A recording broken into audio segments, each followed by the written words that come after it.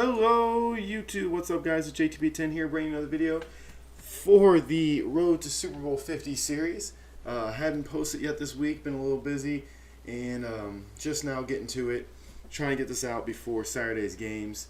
First game on Saturday, New England Patriots against Kansas City Chiefs. But let's talk about last week first. Okay, so what a good week of football. You start off, you got Chiefs versus Texans, the opening kickoff of the playoffs, 2015-16 season, returned for a touchdown. Wow. And then no offensive touchdown scored in the first half after that. Pretty much a snooze fest. Kansas City really just beating down the Texans with no quarterback, like I said in the last video. With no quarterback, you got to give the Texans credit for getting there, but just no real good chance of winning. So, that's all I really have to say about that game. There's not a whole lot to say about it. So, you go into the Saturday night game, and this is the game that's probably the most talked about. One of the most talked about games, I should say. The Steelers versus Bengals. Oh, my God. I mean, I think most people thought the Steelers would win. I know I did. I was picking the Steelers, no doubt. And the game's going, and they're looking good. They're not dominating. They're not playing crazy, but they're winning. And they're winning while dominating on defense because A.J. McCarron is in at quarterback with Andy Dalton being hurt. And then Big Ben gets hurt. Big Ben goes down. Not too long before that, I cannot remember the guy's name. God, I cannot remember his name. But he crushes Gio Bernard, knocks him out of the game. Some people think it was a flag. I honestly did not think that it was worthy of a flag. I thought it was a good, clean hit on a running back on a swing pass. That is what it is. So, Big Ben gets hurt, and then it went downhill for the Steelers. They start falling apart. McCarron makes some plays. The Bengals defense is making plays. They take the lead. They miss a 2-point conversion, so they're only up one. 2.5 minutes left. First play, Landry Jones throws a freaking pick. Big Ben's on the sidelines. You think he's going to get in. You're not really sure. Landry Jones throws a pick. Wow. It was just wow. And Vontaze Burfict, he gets up and starts running down the field after being down, whistles are blown.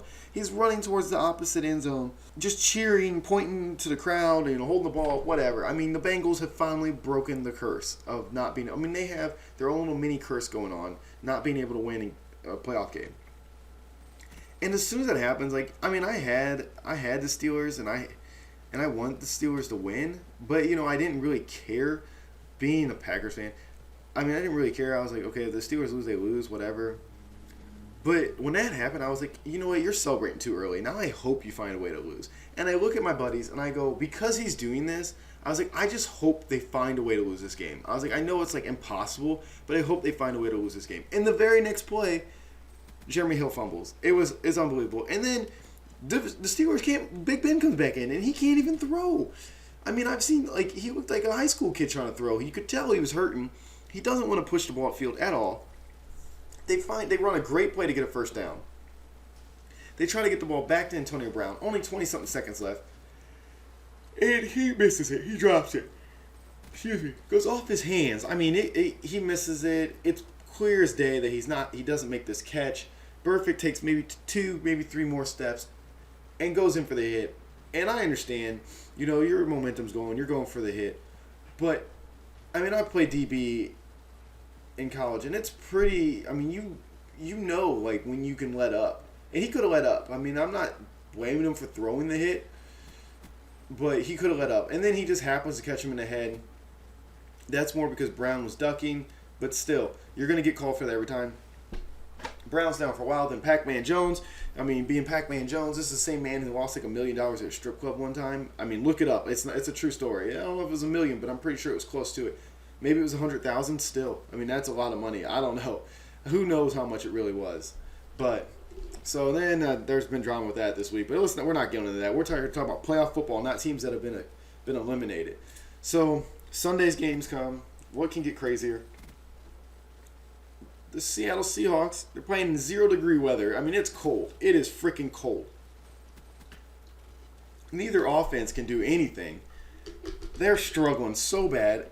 And they catch a break, bad snap. Russell Wilson makes a play out of it because that's what Russell Wilson does. He's like the Brett Favre of this era of just making plays out of nothing. And they end up scoring a touchdown, getting back in the game to get a field goal, take the lead. Going down the stretch, they blow it too. They're not playing good defense. Or they threw, first off, they threw on third down when they should have ran. It helped the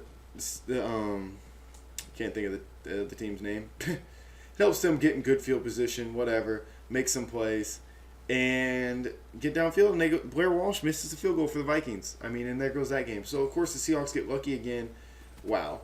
And then we go into the evening game. Packers playing Redskins.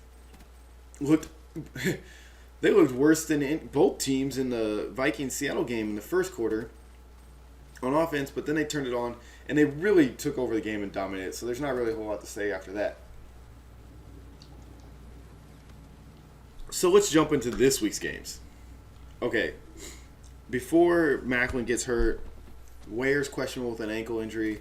Macklin's questionable. I really don't expect him to play. He did get he got taken down pretty nasty. I really expected the Chiefs to win this game. Edelman's coming back. I'm not sure now, but don't be shocked if the Chiefs win this game. The Chiefs' defense is playing really well. Alex Smith takes care of the ball. Don't be surprised if the Patriots really struggle with this game. Oh, and Gronk's questionable now with a back injury. So really, I mean, do not be surprised if the Chiefs keep this a very low-scoring game. It's 21-17, 17-14, something small. I mean, but here's my thing: if the Patriots are close, within 10 to 14 points, with 5 minutes left in the game. If they're within 10 points with 5 minutes left in the game, I bet you they win the game.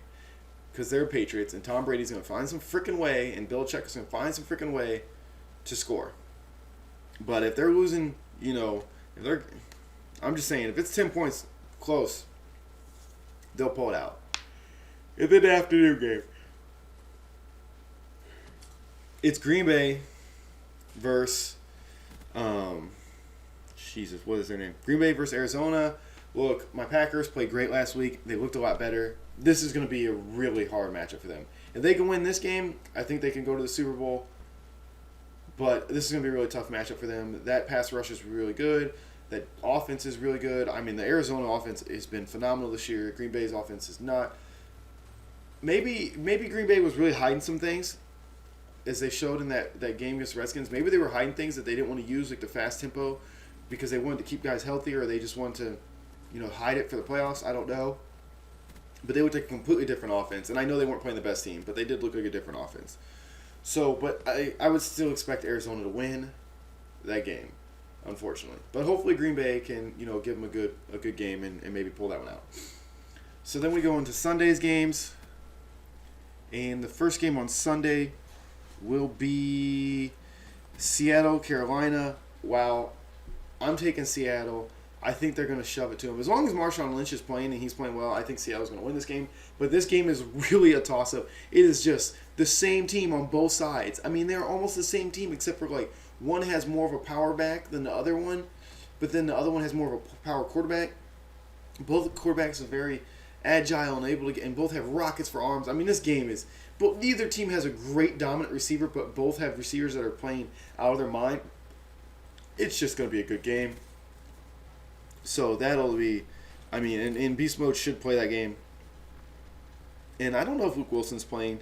And then that Pittsburgh-Denver game, I don't even want to talk about it, guys, because, D'Angelo Williams, he's out. He's not playing. Antonio Brown's not playing. Big Ben has a sprained AC joint. This is going to be a bloodbath. Denver's favored at 7.5, according to Yahoo right now. You got to take it. Because Peyton Manning's not good, but they got to win this game. I don't think they lose this game. So that's, what I think for this weekend, guys. If you watched this video and you liked it, please hit like, subscribe. We will have more following on Monday. Hopefully this time I will have a post-week, breakdown, and then we'll get into it later on. Thank you guys for watching this video, and I'll see you guys on the next one. Peace.